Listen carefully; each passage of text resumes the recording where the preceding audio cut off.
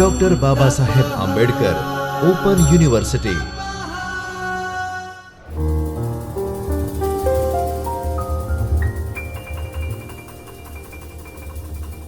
Dear students, I Dr. Shivang Patel, Associate Professor, School of Computer Science, Babasaheb Ambedkar Open University, welcome you all from Chaitanya Studio of Babasaheb Ambedkar Open University. In the lecture series of Subject Operating System, we have done multiple sessions on shell programming. Now today we are going to see one more feature called function with the help of practicals. So we will see function. It is same as the concept that is in the other programming languages. Say for example, you already done the concept of function in C, C++, Java or any other programming languages. So basically function, that is nothing but the block of statements, or you can say that the block of commands, and you want to reuse that particular block of code. In that case you have to use the feature called function. So in general you can say that suppose some of the statements or some of the steps that you want to reuse in your programming, in that case you are using that feature called function. The syntax is quite different as in other programming languages. We will see practically how you can create a function, how you can call that particular function in Linux or Unix operating system. So basically the syntax that you have to follow for the function, that is defining function, and second one is invoking function. So first of all you have to define the function with the help of any function name. Again the function name, that is the valid identifier, all the rules and regulations that you must have to follow while giving the function name. Then after curly bracket starts and curly bracket ends, in between whatever the statements you can add, that is considered as the function body. So whenever you want to call that particular function, whenever you want to invoke that particular function, you have to use that particular function name. That function name that can be invoked with argument or without argument. We will see multiple examples so you can get idea how the function that can be defined and how you can invoke or how you can call that particular function from different location of your program, right? So in short, function that can be the feature you can use while you want to reuse your code. Some of the code that can be used repeatedly, in that case whole code is not required to write again and again. In that case you have to call that particular function only, right? So now few of the examples are given here. We will see practically also. Say for example, defining the function. Here the function name is hello world. Then after parenthesis that you have to put, that is the syntax. Now the function body that starts with the curly bracket and function body ends with the curly bracket. In between, whatever the statements you are writing, that will be executed when function is called. Then after, at particular location in the program, you have to call that particular function. So you can call with the name of that particular function. Here it is the simple example in which we are not passing any of the arguments, right? So basically function that can be broadly categorized with argument and without argument. So we will see practically now. You can get more idea. Now we are creating one program, one shell script that represent that particular function without argument. So I am giving here name fun1.sh. Now this via editor, I am changing the mode to insert mode. Now give particular function name, right? Say for example, I am giving the function name fun1, then after the parenthesis. Now the function body starts with curly bracket and ends with curly bracket. In between you have to write some of the statement that you have to execute. Now say for example, I would like to write or execute some statement.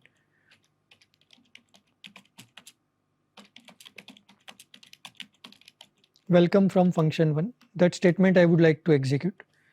So this is in between the function body. Now suppose I would like to call that particular function. In that case you have to call with the help of name. So here the name is fun1. So whenever I am writing this name of particular function, it will execute it will call that particular function that we have already defined, and whatever the statements inside that particular function body, that will be executed.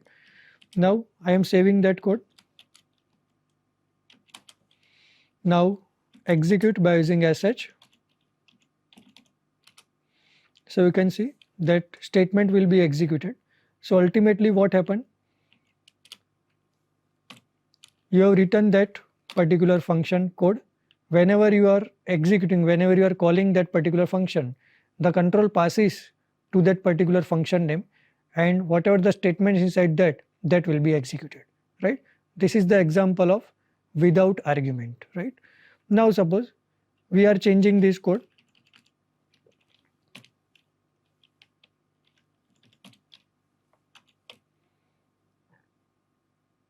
We are creating another function, say for example function. Now I am passing some argument. Now before that, you already aware that we have already discussed positional parameters. So if you want to pass any argument, you can also use positional parameters like $1, $2 up to $9, right? So here, suppose we are defining that echo $1 echo $2.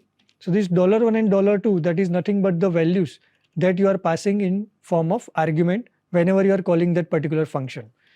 So here, say for example, I am calling my function with that particular function name. Then after I am writing here two arguments, right? So here first argument, that will be $1, second argument, that is $2. So these two arguments, or you can say that the two parameters I am passing whenever I am calling that particular function.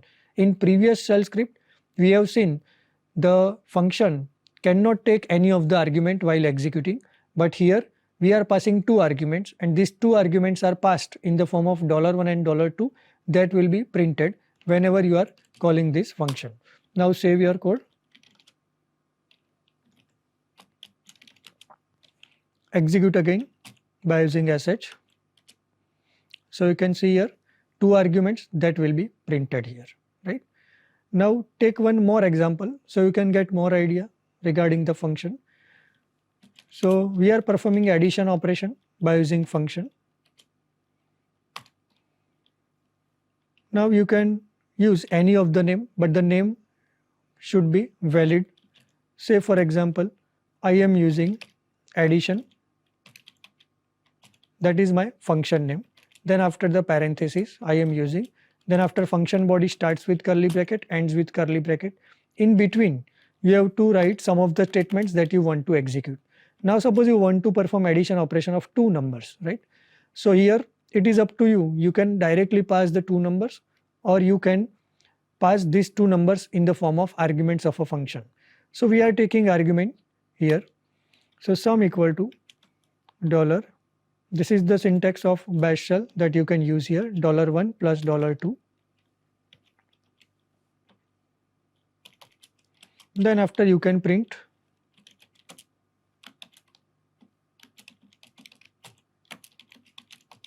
addition result that will be stored in some variable. Now this function is called with the help of argument. So you can directly assign values here, or you can ask from the user. So let us ask to the user. So here echo enter two numbers.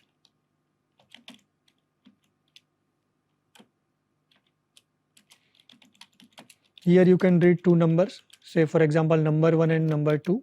You can also use both the number in the single statement also. Now after entering the value here in number 1 and number 2, you can pass these values to the function by using calling that function.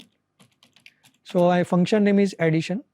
Then after I am passing here two values, number 1 and number 2. So what happened? Here two values that can be passed values, then after the control goes to the addition function. Inside that addition function some statement that will be executed, and number 1 and number 2 that will be considered as $1 and $2. The values are passed here, added here, and then after the result that can be stored in some variable, you are printing with the help of echo statement, right? Now you can save your code, execute, enter two numbers, addition equal to 12, right? So this way you can pass two values, and with the help of function you can do any of the operations. Now suppose you don't want to use this syntax, then you already aware the another syntax, that is sum equal to, you can use expression, grave accent sign, expression, then after $1 plus $2. This statement that you can also use in place of this double parenthesis syntax, right? Now you can also aware the concept of recursion. So recursion that you already aware in other programming languages, that function calls itself, right?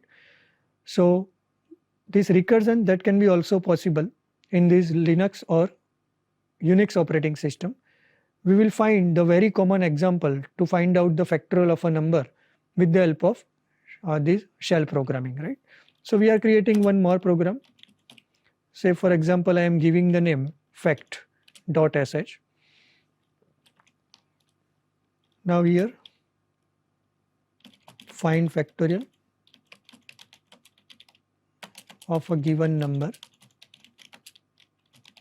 using function, or you can say that the find factorial of a given number using recursion. Why recursion? Because the function calls itself. That's why we have given the name recursion. Here factorial, that is my function name. Function starts with curly bracket, ends with curly bracket. Now we have to put logic to find out the factorial of a given number. So logic is same in any of the programming languages. It may be differ according to programmer. Here say for example, I am taking that particular argument 1 because I would like to ask from the user which number they want to find out the particular factorial number. That number will be stored in first argument, that is $1. I am checking it with the if condition. If it is greater than 1, in that case you can write here then in the next line, or you can write then in the same line with semicolon. Then after, if that particular condition is satisfied, you have to execute the statements. Say for example, I is one of the variable. Now here I am using expr. So every time you are decrementing the value of I, because the logic that you already aware. Say for example, you want to find the factorial of 5, then it is nothing but the 5 into 4 into 3 into 2 into 1. So every time the value that can be decreased. So this can be decreased by using this I variable. Then after j, I am taking one more variable. Here I am calling that particular factorial function.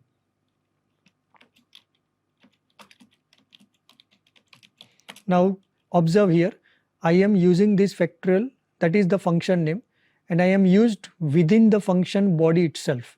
That means the recursion I am applying here, that is function calls itself. So every time here function call itself. We will see the logic, we will understand once we are completing the code. You can get more idea. Now I am multiplying this. So asterisk that I have to use for multiplication, as you already aware, it is the special symbol wildcard character. So you are using backslash, otherwise the operation multiplication that cannot be done. Now here multiplication that can be done. Then after you can print the result. If the condition is not satisfied, in that case what you have to print? So you can print here, that is echo 1. Now if condition that ends with phi symbol. Now you can ask from the user, enter any number that you want to find particular factorial. You can read by using read command. Then after you can call that particular factorial. Here you are passing that particular value, number value I am passing. Now save your code, execute your code. It will ask you for your number. Okay, unexpected argument 1. So now in this program, we have seen that factorial function we have created. So you can get idea. Suppose here the condition will be checked. $1, whatever the number we have to pass, say for example we are passing 5, then it will check greater than 1. This condition is checked. Yes, it is successfully executed this statement, and 5, that is greater than 1. That's why it goes inside this if condition. Here I equal to expr $1 minus 1. So every time it will reduce by 1. So here I will be changed from 5 to 4. Then after here factorial $I. So again the function will be called with the 4. Previously it will be called with the value 5. Then after it will call with the value 4. Then after here we are multiplying with 5 into 4. Then after into 3 into 2. So every time here the value of j will be multiplied with $1. Then after the answer will be printed here. And if you are entering the number that is 1 not more than or greater than 1, in that case this condition is not satisfied, because 1 greater than 1, that is not satisfied. So else part will be executed and the 1 will be printed here, right? So we can execute our code here. So you can get more idea by using sh fact.sh. Now enter any number, say for example 5. So we will get the answer, that is 120. Again executing, say for example 8. So it will display the factorial value, right? So this way you can create or you can execute the function called recursion. Now we are concluding our session. In today's session, we have discussed how to define function, how to call, how to invoke that function with parameters and without parameters. We have also seen the concept of recursion. That means the function calls itself. We have seen the very common example called factorial using recursion. So in next subsequent session, we are moving with some more commands.